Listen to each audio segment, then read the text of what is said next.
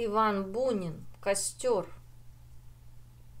У поворота с большой дороги, у столба, указывающего путь на проселок, горел в темноте костер.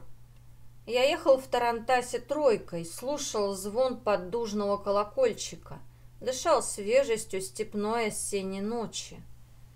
Костер горел ярко. И чем ближе я подъезжал к нему, тем все резче отделялось пламя от нависшего над ним мрака. А вскоре стало можно различить и самый столб, озаренный из-под низу, и черные фигуры людей, сидевших на земле. Казалось, что они сидят в каком-то хмуром подземелье, что темные своды этого подземелья дрожат от переплетающихся языков пламени. Когда его отблеск коснулся голов тройки, люди, сидевшие у костра, повернулись. Позы у них были внимательные, лица красные. Собака вдруг вырезалась на огне и залаяла. Потом поднялся с земли один из сидевших. В низком пространстве, озаренном костром, он был огромен. «Гирла!» — гортанно и глухо крикнул он на собаку. Остановив лошадей, я попросил спичек. «Добрый вечер, нельзя ли закурить у вас?» За лаем собаки человек, который выжидательно встал передо мною, крепкий широкогрудый старик в бараньей шапке и накинутом на плечи кожухе, не расслышал, злобно топнул ногой. «Ах, каторжно!» — крикнул он на овчарку и, не спуская с меня подозрительного взгляда, громко прибавил гортанным цыганским говором. «Добрый вечер, пану, а шо, милости, его завгодно буде?» Ноздри у него были вырезаны резко, борода доходила до самых глаз.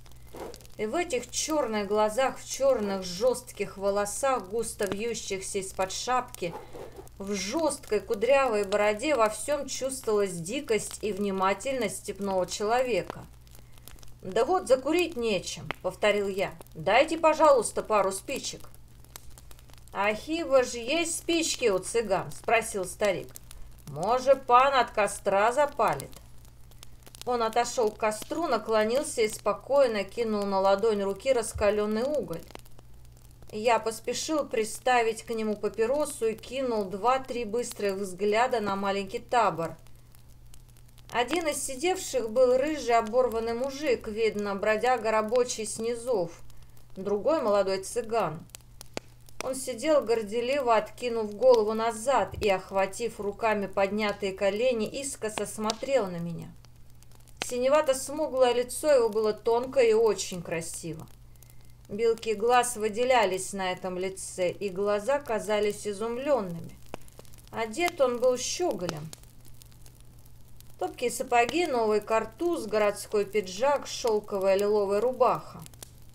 «Може, пан блукае?» — спросил старик, кидая уголь. «Нет», — сказал я и еще раз глянул за костер, который слепил меня своим ярким мерцанием. И тогда из темноты выделились серые полы большого разлатого шатра, брошенная дуга и оглобли телеги, а возле них самовар, горшки и большая перина, на которой лежала толстая цыганка в лохмотьях, кормившая грудью полуголого ребенка.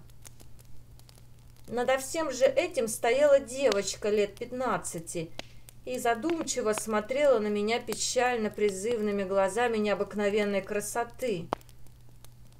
«Може проводить пана?» — повторил старик живо.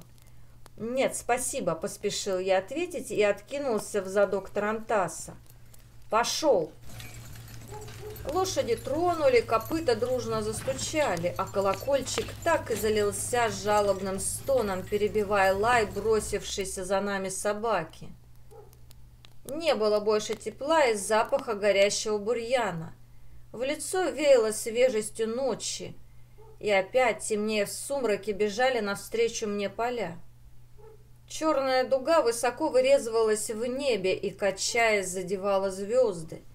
Но еще ярче, чем у костра, видел я теперь черные волосы, нежно-страстные глаза, старая серебряная маниста на шее.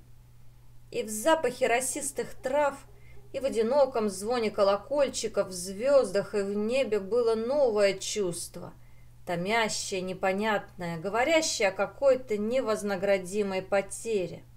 Конец рассказа.